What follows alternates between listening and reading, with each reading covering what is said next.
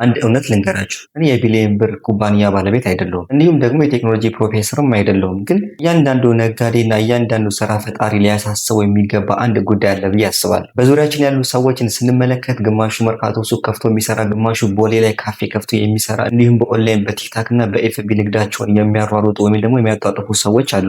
ነገር ግን ሲናገሩ ከሰማችኋቸው የሚፈልጉት ለውጥ እነሱ ባሰቡት ልክ እንዳልሆነ ሲናገሩ ትሰማላችሁ። ደክሟል፣ ለፍተዋል፣ ጥረዋል፣ ነገር ግን ውጤቱ በቂ አይደለም። ዛሬ እኔ እናንተ ያለምንም የኮምፒውተር እውቀት በእጃችን ባለው ስልክ ብቻ ኤአይ ወይም ደግሞ አርቲፊሻል ኢንተለጀንስን በመጠቀም እንዴት ንግዳችንን ወይም ደግሞ ቢዝነሳችንን ፈጣን፣ ርካሽና በጣም ትርፋማ ማድረግ እንደምንችል እንመለከታለን። እኔ ራሴ ብዙ የጣርኩበትና እንዲሁም ደግሞ የለፋሁበትን የሆነ ነገር ነው የምነግራችሁ። አብራችሁኝ ይሁን። ሰላም፣ ዌልካም ባክ። ፋይሰል እባላለሁ። ብዙ ጊዜ ሰዎች ኤአይ ወይም ደግሞ ቻት ጂፒቲ ሲባል ይሄማ ለኔ አይሆንም፣ ምን የኮምፒውተር ሳይንስ አልተማርኩኝም፣ ሶፍትዌር አላውቅም ይላሉ። ለመሆኑ በስልካችን ላይ ያለውን የባንክ መተግበሪያ ለመጠቀም ወይም ደግሞ በቴሌግራም ፎቶ ለመላላክ የተለየ የሶፍትዌር እውቀት ይፈልጋል? አያስፈልግም። ኤአይም ልክ እንደዚሁ ልክ እንደ ኢንተርኔት ቢዝነሳችንን ለማሳደግ የምንጠቀምበት መሳሪያ እንጂ የቴክኖሎጂ ወይም ደግሞ የሶፍትዌር እውቀት ባለሙያ እንድንሆን የሚያስገድደን ነገር አይደለም። ዛሬ በማንኛውም የስራ ዘርፍ ላይ ሆናችሁ ኤአይን በመጠቀም እንዴት ከተፎካካሪያችሁ መቅደም እንደምትችሉ 5 ነጥቦች እንመለከታለን። አብራችሁኝ ሁኑ።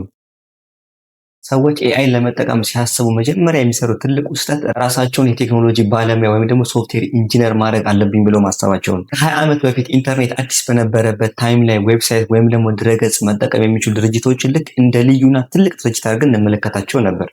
ዛሬ ፌስቡክ፣ ቲክታክ፣ ቴሌግራም የሌለው ሱቅ ማግኘት በጣም ከባድ ነው። ነገር ግን ቴሌግራም ስለተጠቀመ ብቻ ራሱን የሶፍትዌር ባለሙያ የሚያደርግ ሰው የለም።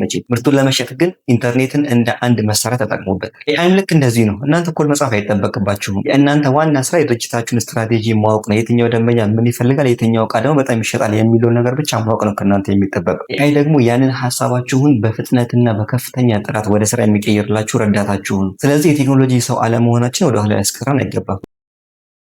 ሁለተኛው ትልቅ ስህተት ደግሞ ይህን የኤአይ ነገር ለአንድ ለሶፍትዌር ባለሙያ ወይም ደግሞ ኮምፒውተር ሳይንስ ለተማረ ወጣት ልስጥና እሱ ይስራልኝ ማለት ነው። ይሄ በጭራሽ አይሰራም። ለምን መሰላችሁ? ያ የኮምፒውተር ባለሙያ ምናልባት አጠቃቀሙን ሊያውቅ ይችላል፣ ነገር ግን የእናንተን ደንበኛ የገበያን ውጣ ውረድ እንዲሁም ደግሞ የቢዝነሱን ስነልቦና መረዳት አይችልም። እውነተኛ ስኬት ደግሞ የሚመጣው የእናንተ የቢዝነስ እውቀትና እንዲሁም ደግሞ የኤአይ ቴክኖሎጂ አቅም መዋሃድ ሲችል ብቻ ነው። እኔ ይህንን ፍሮም ዘ ስካይ ቱ ዘ ግራውንድ እለዋለሁ። ምን ማለት መሰላችሁ? ከላይኛው የቢዝነስ ስትራቴጂ እስከ ታችኛው የስራ ዝርዝር ሂደት ድረስ ያለው ግንኙነት ማለት ነው። የቢዝነሱ ባለቤት እናንተ ስለሆናችሁ በቢዝነሳችሁ ውስጥ መስተካከል ያለበት ጉዳይ የትኛው እንደሆነ የምታውቁት እናንተ ናችሁ። ያ የቴክኖሎጂ ሰውዬ መፍትሄ የሚፈልገው እሱ በሚያውቀው ውስን ክልል ውስጥ ብቻ ሆኖ ነው። ነገር ግን እናንተ ቢዝነሳችሁ ላይ እውቀት ስለሚኖራችሁ ኤአይን የቱ ጋር ብትጠቀሙ የተሻለ ትርፍ መምጣት እንደሚችል የምትረዱት እናንተ ብቻ ትሆናላችሁ። እናንተ መሪ ትሆናላችሁ፣ ኤአይ ደግሞ ረዳታችሁ ወይም ደግሞ አስፈጻሚ መሆን ይችላል ማለት ነው።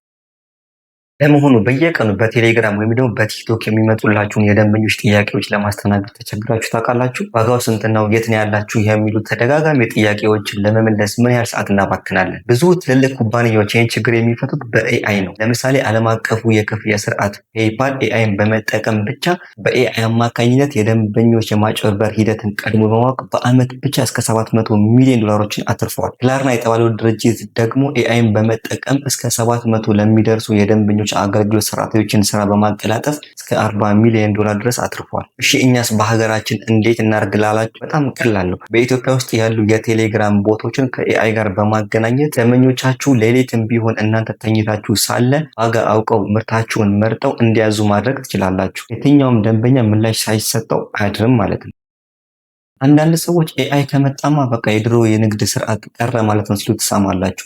ፍጹም ስህተት የሆነ ነገር። የሰዎች ስነልቦና ፍላጎትና ምርጫ መቼም ቢሆን አይቀያየርም። ሰዎች ሁሌም ቢሆን የሚፈልጉት ነገር ቢኖር ኳሊቲ የሆነ እቃ ማግኘት፣ በፍጥነት መረከብ፣ በተመጣጣኝ ዋጋ መግዛትና እንዲሁም ደግሞ ከስጋት ነፃ መሆን። ኤአይ እነዚህ 4 ነገሮችን በፍጥነትና በጥራት እንድታቀርቡ ይረዳችኋል እንጂ ሰዎችን ማንነት በፍጹም ሊለውጥ አይችልም። ለደንበኞቻችሁ እኛ ኤአይ እንጠቀማለን ብሎ ማስታወቂያ መስራት አስፈላጊ ነገር አይደለም። ደንበኛው እዚህ ጋር ምን አገባው? ደንበኛው የፈለገው ነገር በፍጥነትና በጥራት እጁ ላይ እንዲደርስ ብቻ ነው። እናንተ የምትሸጡት መሳሪያችሁን ሳይሆን ውጤታችሁን። ለምሳሌ እኔ ይሄን ቪዲዮ ስሰራ ስክሪፕቴን ለማስተካከል ኤአይን ተጠቅሜያለሁ። ግን ዋናው ነገር የሚፈለገው ነገር ለእናንተ የሚሰጠው ጥቅም ብቻ ነው። ራይት አሁን ባለው የሶሻል ሚዲያ ዘመን ማንም ሰው ኤአይን ተጠቅሞ ቪዲዮ ሊሰራ ወይም ደግሞ ጽሁፍ ሊጽፍ ይችላል። ታዲያ የእናንተ በምን ይለያል? ቁልፉና ዋናው ነገር የእናንተን እውነተኝነት ፕሩቭ ማድረግ ላይ ነው። ሰዎች ከማሽን ጋር ሳይሆን ከእውነተኛ ሰው ጋር ነው ቢዝነስ መስራት የሚፈልጉት። ኤአይን ተጠቅማችሁ ማራኪ የሆነ የቪዲዮ ሀሳብ ወይም ደግሞ የኢንስታግራም ጽሁፍ ትፈጥሩ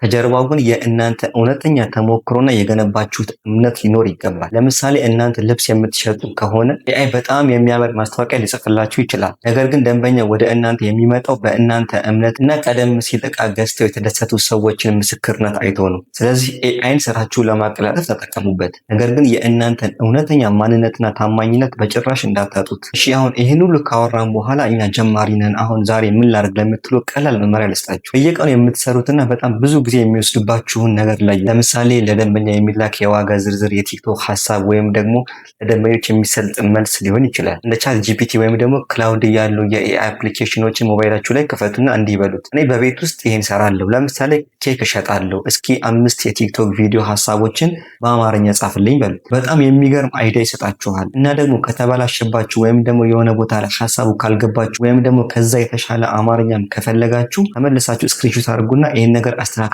በሉት። ሹርሊ በጣም የሚገራርሙ በጣም የሚያማምሩ ሀሳቦችን ያቀርብላችሁ። ይህንን ለማድረግ ቪፒኤን ወይም ደግሞ ውድ ኮምፒውተር ያስፈልጋችሁ። ጀስት 30 ደቂቃ ብቻ ስጡና ስልካችሁን ተጠቀሙ። እርግጠኝነት ትጠቀሙበታላችሁ። በአጭሩ እኔም ሆንኩ እናንተ ጀማሪ ልንሆን እንችላለን። ነገር ግን ቴክኖሎጂን አለመጠቀም በጣም ወደኋላ ያስቀረናል። ኤአይ ስራችንን የሚነጥቀን ሳይሆን 10 እጥፍ ስራችንን የሚያፈጥንልንና እንዲሁም ደግሞ የሚያሻሽልልን ድንቅ የሆነ መሳሪያ ነው። እኔ አላውቅበትም አልችልበትም የሚለውን ውስጣችሁ ያለውን ፍርሃት አስወግዱና ዛሬውኑ ጀምሩ።